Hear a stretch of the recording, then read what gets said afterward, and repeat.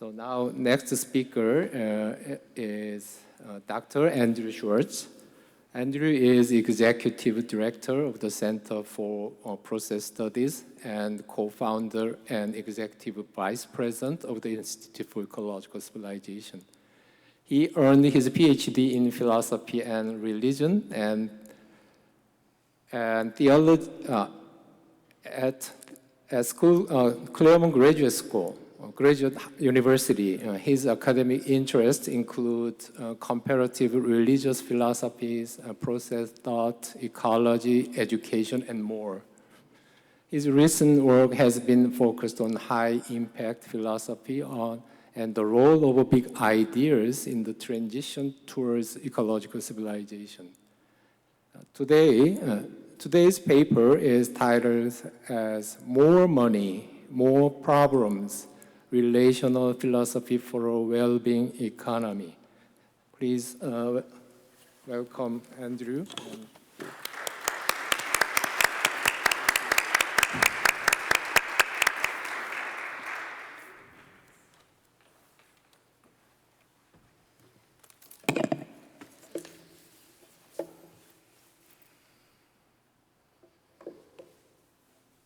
Well, thank you, Megan, for a wonderful presentation that I think provides a great practical example of the kind of work that is already being done and the work that can be done in other places. I want to talk a little bit more about the theory behind what Megan's doing in rethinking the economy when my presentation's... Aha, there we go, okay.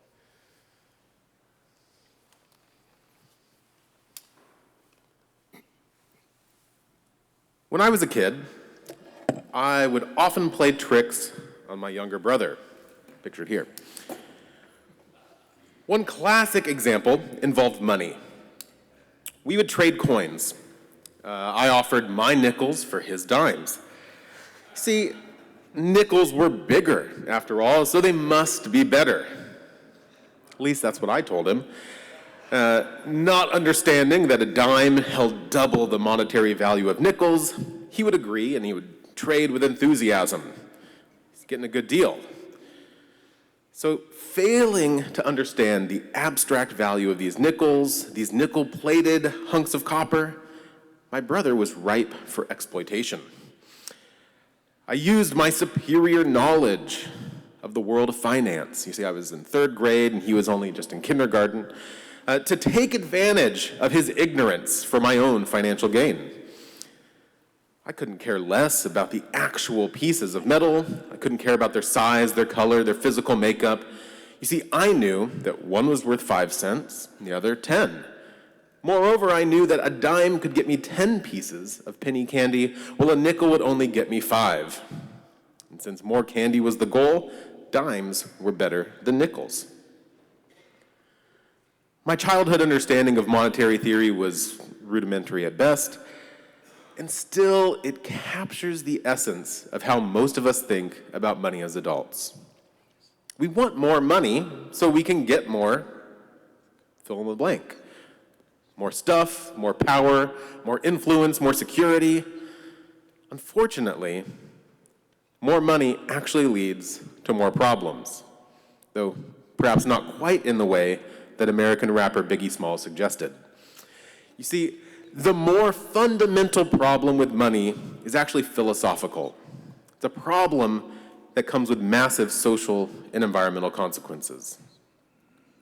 There are very few systems that affect our day-to-day lives more than the economy. Governing how we acquire the basic material needs for survival, from food and water to homes and healthcare and more. Economies are central features of society. We all talk about it. It's a regular campaign concern for politicians and a focal point for voters. Yet despite its critical function in dictating the conditions for human flourishing, the economy is rarely examined publicly in a way that peels back the opaque curtains of markets and jargon to reveal core principles, values, and assumptions that underlie these systems. A growing number of young people in the United States, especially those who favor democratic socialism, big supporters of Bernie Sanders, have been quick to criticize capitalism, naming that as the big bad problem. You see, what often happens is we equate capitalism with an economic system that yields massive inequality. But what exactly is capitalism, and why is it increasingly deemed the bad guy? Strictly speaking, capitalism is just an economic system where private individuals and businesses own the means of production. Sounds harmless enough, right? No glaring oppression inherent in the theory, right? Well, that is until we peel back the layers and examine the philosophical underpinnings, the values and the worldviews that are central to this economic framework. The ultimate goal in capitalism is to maximize profits. Now, profit can be calculated by simply subtracting total expenditures from total revenue. The most common strategy then for maximizing profit involves two basic principles. You can increase your revenue and decrease your expenses. But to increase revenue, a company must increase sales. And increasing sales entails increasing human consumption, right? You need more people buying more stuff. However, the goal of capitalism is not just to increase profits, it is to maximize profits. Effectively, this means maximizing consumption.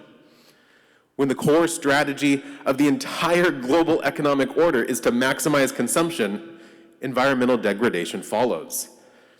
As demonstrated by the famous 1972 report, The Limits of Growth, such a system is wholly unsustainable. The economy doesn't take place in a vacuum. Like any living system, the Earth has limits, but these limits aren't taken into account within an economic system that professes a single bottom line: profit at any cost. Even more socially conscious businesses that have recently adopted a relatively new triple bottom line, people, planet, and profit, well, it's kind of unclear which of the three P's takes priority when push comes to shove. So often the traditional bottom line, that of profit, ends up being the default value. The second method for maximizing profit is to minimize expenses, or more accurately, it's to maximize the gap between input and output. So for most companies, the biggest expense is actually workers, us. So to maximize profits of a company is in order to do that, you have to search for that perfect balance between the lowest possible input, so the lowest number of workers, the lowest possible wages, and so on, that are needed to yield the greatest possible output. In other words, the guidelines for good business is to get more and give less. So naturally, the exploitation of workers becomes standard practice for businesses that are following this prime directive to maximize profit. And since in a capitalist system, businesses are privately owned, even when publicly traded, the maximization of profits through the exploitation of workers actually means increasing the wealth of the individuals that own these companies. In short, capitalism with the singular goal of maximizing profit results in a world where 8 individuals can own as much wealth as half of the global population combined.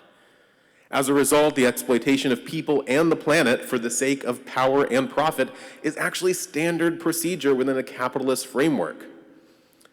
This isn't simply because business owners are greedy and evil people, though we can't rule that possibility out completely. The problem, I contend, is actually the underlying framework. Here I mean the core assumptions, the values, the beliefs, the goals upon which capitalism is built, because it sets our economy in the wrong direction. As former Harvard business professor turned major critic of corporate rule, David Korten explains, it is literal, in its literal meaning, capitalism means rule by capital. More specifically, ruled by the owners of the capital for their exclusive private benefit, or simply rule by money. This capitalism is grounded in an elitist ideology of individualism supported by an institutional system devoted to the concentration and abuse of wealth for the exclusive benefit of a private ruling oligarchy. It is capitalism that claims to champion democracy and markets even as it destroys them. The capitalism that claims to bring universal prosperity even while denying it to all but its most favored servants. This capitalism that destroys life to make money and organizes as a suicide economy that destroys the foundations of its own existence and ours. In short, more money, more problems. But as our collective obsession with money is actually not inherent in the theory of capital as such. Economist Mark Anielski explains there's actually 5 types of capital, and money is only one of them. We've got human capital, which includes things like individual minds, bodies, spirits, and their capabilities. Social capital, including the quality and strength of our relations and community. Things like trust and honesty, common values, and including tolerance. There's natural capital, stocks and funds of things in nature that yield flows of natural resources and life-supporting ecosystem services. There's also built capital, machines, tools, durable consumer goods. And then finally, financial capital, so money and other liquid assets that are used for payment of transactions and debts. Unfortunately, the exclusive interest in money has meant that the other forms of capital are largely ignored, or worse, considered only as means to the end of more money. While it has become the dominant mode of economics existence, a historic turning point in the rise of capitalism is often traced back to the 18th century philosopher Adam Smith. Smith is best known for his work, we call it The Wealth of Nations, which is widely considered a foundation for the creation of economics as an academic discipline. I won't get into that problem, but John Cobb has. And a framework for the form of capitalism that's affiliated with economic liberalism. Smith was a friend and an interlocutor of David Hume, who's actually featured here at this very sanctuary outside by this statue shown here. Smith was also a major influence in the Scottish Enlightenment. But like most philosophers in his era, Smith seemed to have taken for granted a substance narrative as a means for explaining continuity and identity amidst a never-changing world. A core feature of his moral philosophy and his economic theory was the belief that humans are rational and self-interested individuals. He writes, "It is not from," this is my, Adam Smith accent, right? "It is not from the benevolence of the butcher, the brewer, or the baker that we expect our dinner, but from their regard to their own self-interest. We address ourselves not to their humanity, but to their self-love, and never talk to them out of our own necessities, but of their advantages." I mean, this is the mindset at the very core of our economic model. Effectively, such statements are an appeal to create an economic system that has positive feedback loops, right? So that means that individuals contribute to the needs of others because they're indirectly receiving something beneficial in return. Actually, it's the opposite. They're pursuing their own self-interest and then accidentally create benefit for others. Smith believed in a free market economy, an economy without government regulations, with an invisible hand shown here that will guide and control the flow of production and consumption. Whereas government regulation is a thoroughly visible hand of control, Smith identifies a hand that's unseen. It's behind the scenes. It's existing as an unintended consequence. In short, he believed that the needs of the many, the consumers, would be taken care of by incentivizing individuals, producers, who are only self-interested. Now, some theorists have criticized Smith, arguing that a laissez-faire capitalism results in a radical concentration of wealth by where the 1% wealthiest individuals can pursue their self-interest at the expense of the 99%. Some of you may resonate with that. Others defend Smith, arguing that a truly free economy has never actually been tested because governments have always intervened. These arguments tend to focus on whether or not self-interest alone is sufficient to provide for the needs of the whole. I want to take a different approach. I actually want to challenge the capitalist notion of an individual. See, at its core, capitalism prioritizes the individual. By contrast, socialism prioritizes the collective. And herein lies the appeal of both frameworks. There is something about the focus on the individual, so my needs, my interests, my gifts, my desires, and my goals, that speaks to something important in human experience. Likewise, there's something about the focus on community that speaks to something important as well. After all, none of us are an island. In this way, capitalism and socialism both represent a socio-economic expression of distinct answers to an age-old philosophical dilemma, the problem of the one and the many. So what is the world like? We might begin to answer this by reflecting on our own experience. And in doing so, I think two things become immediately clear. I experience multiplicity, and I experience multiplicity. You see, reality consists of both one and many, both unity and diversity, identity and difference. Extremes that embrace one to the exclusion of the many, or embrace the many to the exclusion of the one, are not only insufficient descriptions of reality, but actually destructive paradigms that undermine the web of life. Beneath the political and economic structures that govern so much of our lives are philosophical assumptions about what the world is like and what it means to be human. A substance-based metaphysic that considers the final real things upon which the world is made to be individual, independent, enduring substances will inevitably result in a competitive paradigm that puts individuals' identities at odds with community. But is another way possible? I think so. According to classical substance ontology, an individual is both independent and enduring. But we process thinkers, vis-a-vis Alfred North Whitehead, affirm a different perspective.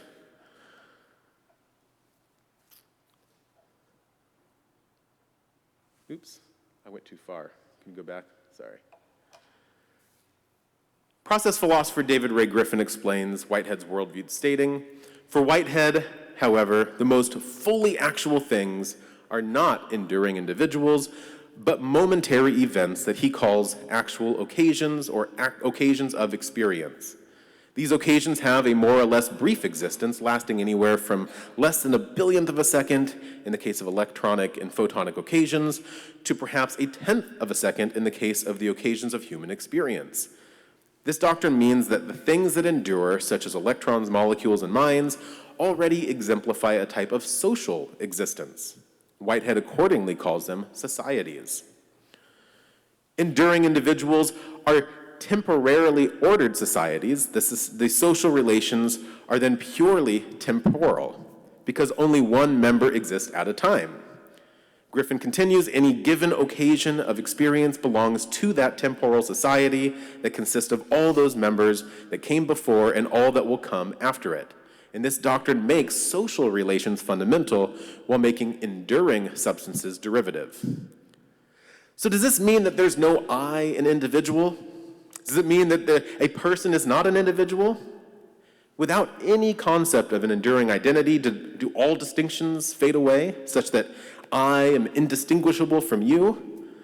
If so, does that mean that when I married my wife, I actually married myself? Okay, so before you have an existential crisis, I think it would be helpful if we clear up some confusion by distinguishing between the technical meaning of individual, according to Whitehead, and the normal everyday use of the term.